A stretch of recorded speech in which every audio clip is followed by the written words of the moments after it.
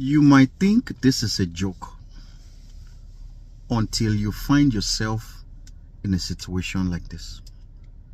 Listen, child of God. This is why you have to pray, talk to God, cry to God. Look for people who believe in what you believe. Look for people who are real, authentic. People who have the audacity to express themselves in the realistic ways that God wants them to express themselves, so that you don't find yourself a victim of circumstances.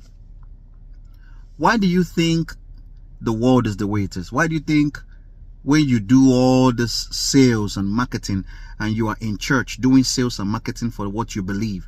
Because to an extent, some part of church is like sales and marketing.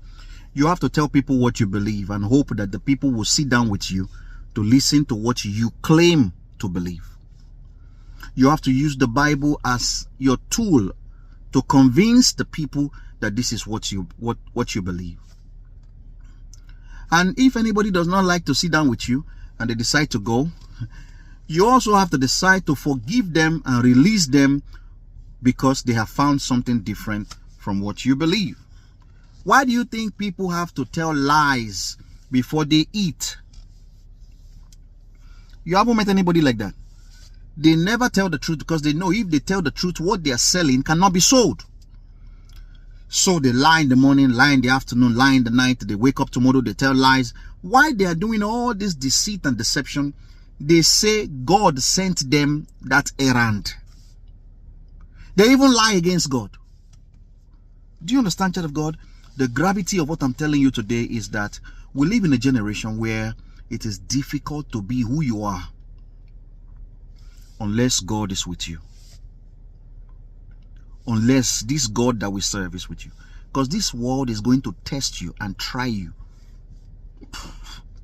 You are going to find yourself in situations where, to come out of certain situations, you probably want to say something that God did not ask you to say, just because you want to come out of that thing.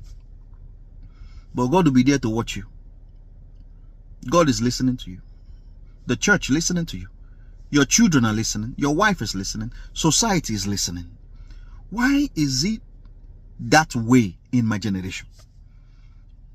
That in all the seriousness that we see going on in churches, the man, the woman will come and say, you know what, that God told me this, God told me that, God told me that, God told me that.